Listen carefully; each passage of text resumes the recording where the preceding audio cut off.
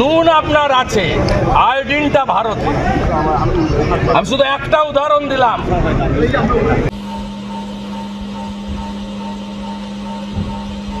খারাপ কাজ করে দুটো করে ফেলে। তিন রকমের ধর্মের লোক বেশি আছে, খ্রিস্টান, ইসলাম আর হিন্দু। 100 জন খ্রিস্টানকে যদি একই প্রশ্ন করে তোদের ভগবানকে, একবারই বলবে আমাদের ভগবান ঈশ্বর মসিহ, যিশু খ্রাইস্ট। মুসলমানকে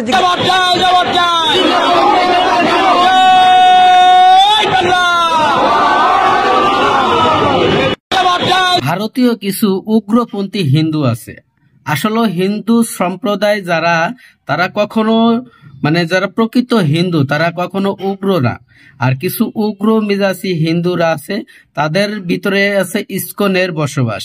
আর ইসকন বাংলাদেশের এবং অন্যান্য দেশের, পৃথিবীর অন্যান্য দেশে এমন একটি সংগঠন, এরা খুবই ভয়ানক, খুব ভয়ানক। কারণ এদের কর্মকাণ্ডই হচ্ছে, কাজকর্মই হচ্ছে ভয়ানক। কারণ এরা যেখানের পরিবেশ যেরকমের, এরা জল সবসময় ঘুলিয়ে রাখে, সবসময় মানুষের মধ্যে একটা বিভ্রান্তি সৃষ্টি করে। সেই কাজটি করতেছে ইসকন। ইসকনের যে সংগঠনগুলো রয়েছে পৃথিবীর অন্যান্য দেশে, প্রায় আনুমানিক 10টা দেশে রয়েছে, শুধুমাত্র বাংলাদেশে না, কয়েকটি দেশে আবার নিষেধাজ্ঞাও রয়েছে, ইসকনের কোনো বিস্তৃত নাই। প্রিয় দর্শক, এই ইসকন নিয়ে যদি আপনারা কথা বলতে চাই আপনাদের সাথে, হয়তো সারা রাত ফুরোয় যাবে। দর্শক, এই ইসকন এমন একটি সংগঠন, এই ইসকনকে নিয়ে কিন্তু গত 15-16 বছর ধরে আমাদের সাংবাদিক ইলিয়াস হোসেন ভাই, উনি কিন্তু অনেক প্রতিবেদন করেছে। আসলে ইসকনকে কেউ গুরুত্ব দেয়নি, কেনই বা দেবে? ইসকন এমন একটি সংগঠন যা মুসলমানদের মধ্যে একটা দাঙ্গা লাগাই দেয়। হিন্দুত্ববাদী যারা আছে, যারা সংখ্যালঘু আছে বাংলাদেশের, তাদের ভিতরে একটি উস্কানিমূলক সৃষ্টি করে দেয়, যারা নিজেরা সংঘর্ষ তৈরি হয়।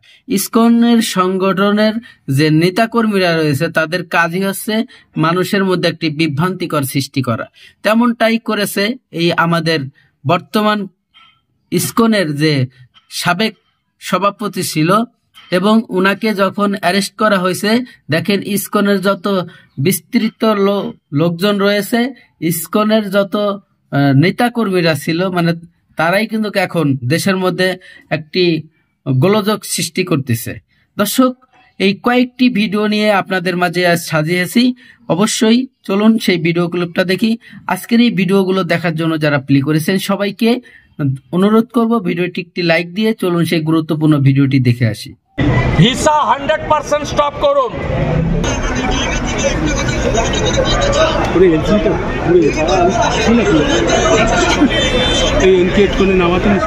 এই নাবালক যারা মন্ত্রীর পদমর্যাদায়, তাদের এই ধরনের ভারত বিরোধী কথা বলা বন্ধ করুন। আর চিকিৎসা নেওয়ার জন্য করাচি আর লাহোরে যান। আমাদের প্রত্যেকের সঙ্গে বাংলাদেশের বহু মানুষজনের আত্মীয়তার সম্পর্ক আছে, শুধু আমাদের নয়, কয়েকটি। আমরা এর আগে মুজিব সাহেবের সরকার দেখেছি, বিএনপি আওয়ামী লীগের সরকার দেখেছি, আমরা হুসেন মোহাম্মদ এরশাদের সরকার, আর্মি রুল।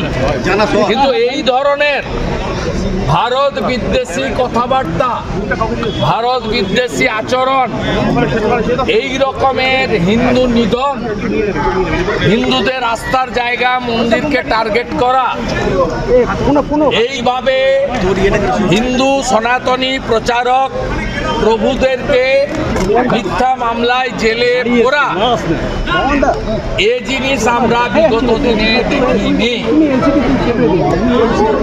আমরা পরিষ্কারভাবে বলেছি, এনআপি জানাব বন্ধ করুন এই নিধন।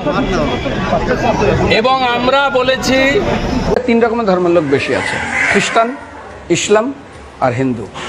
100 জন খ্রিস্টানকে যদি একই প্রশ্ন করে তোদের ভগবানকে, একবারই বলবে আমাদের ভগবান ঈশ্বর মসিহ, যিশু খ্রাইস্ট।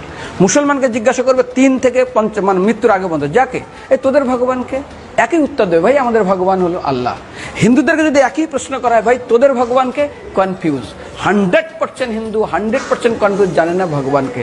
দ্বিতীয়ত, যদি তুমি মুসলমানকে জিজ্ঞাসা হয় তোরা মসজিদে কেন যাচ্ছিস, ওদের শেখানো হয় মসজিদে যেতে হবে নামাজ আদায় করার জন্য। সপ্তাহে ওরা 100% একদিন মসজিদে যাবেই। তুমি যদি খ্রিস্টানদের জিজ্ঞাসা করো তোমরা কেন কোথায় যাবে, কোথায় যাও না, আমাদেরকে একদিন তারা চার্চে যাবে। কেন? ঈশ্বরে প্রার্থনা করার জন্য, ওদের শেখানো হয় জন্মের থেকে, এটা সংস্কার। আর হিন্দুদের যদি জিজ্ঞাসা করে তোমরা মন্দিরে কেন যাচ্ছ, হ্যাঁ আমার ছেলের বিয়ে হচ্ছে না, আমার মেয়ের বাচ্চা হচ্ছে না, আমার বাবা হসপিটালে আছে, কালকের আমার মামলার ডেট আছে, আমার ব্যবসা খুব খারাপ, আমার শরীর খুব খারাপ। 99.99 হিন্দু জানে না মন্দিরে কেন আসা উচিত, তাদের ভগবানকে মৃত্যুর পরে কোথায় যাবে। মুসলমানকে জিজ্ঞাসা করবে মৃত্যুর পর কোথায় যাবে, বলবে ভাই নামাজ রোজা যদি না করি দোজকে যাব, অর্থাৎ নরকে যাব। যদি হিন্দুদেরকে জিজ্ঞাসা, ওদেরকে বলবে আর যদি করো নামাজ রোজা করি তাহলে বেহেশতে স্বর্গে যাব। যদি খ্রিস্টানদেরকে জিজ্ঞাসা করো এই তোমরা যদি আমরা ঈশ্বর আরাধনা করি হেল অর্থাৎ নরকে যাব। যদি বলা হয় যদি করো ঈশ্বর আরাধনা তাহলে তোমরা হেভেন স্বর্গে যাব। আর হিন্দুদেরকে বলে যে তোমরা মরার পরেই 99% হিন্দু এটাই বলে, মিথ্যাই বলে, আমার বাবার সাজ্ঞানে স্বর্গে গিয়ে বসেছে। তোর বাবাকে